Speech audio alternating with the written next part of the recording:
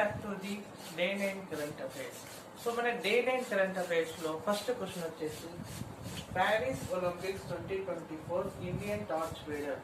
So 2024 లో Paris Olympics conduct అయింది. ఇందులో ఇండియన్ టార్చ్ బేరర్ గా ఎవరిని అపాయింట్ చేసినాం? That is Abhinav Bindra. Torch bearer అంటే నథింగ్ బట్ ఒక ట్రెండ్ ని సెట్ చేసినవాడు అనమాట.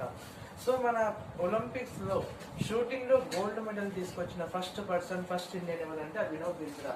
సో అందుకని చెప్పి ప్యారిస్ ఒలింపిక్స్ టార్చ్ బేరర్ గా తను అపాయింట్ చేసినాం. సో అతనిలాగా మనం కూడా గోల్డ్ మెడల్స్ అనే వాటిని విన్ కావాలి ప్రతి ఒక్క గేమ్ లోనే. So Abhinav Bindra torch bearer of Paris Olympics. And second question వచ్చేసి 2024-25 fiscal deficit is how much?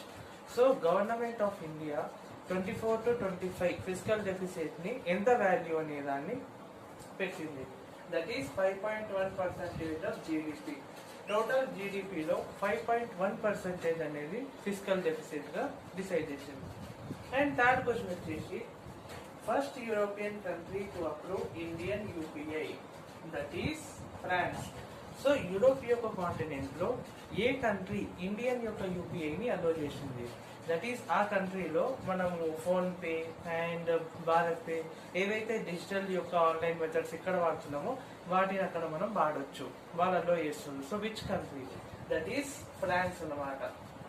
So మనం అక్కడ through PhonePe, through BharatPe, through Paytm, so మన Indian online money transfer mechanism ని అక్కడ కూడా వాడొచ్చు.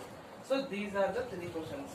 ఇందులో ఇంపార్టెంట్ క్వశ్చన్ వచ్చేసి ప్యారిస్ ఒలింపిక్స్ నుంచి ఒక క్వశ్చన్ ఖచ్చితంగా అడగచ్చు. ఎన్ని మెడల్స్ ఇండియా గెలిచింది? Who is our torch bearer? That is Abhinav Bindra. And second important question వచ్చేసి 24-25 fiscal deficit. So government fiscal deficit యొక్క వాల్యూని ఎంత డిసైడ్ చేసింది?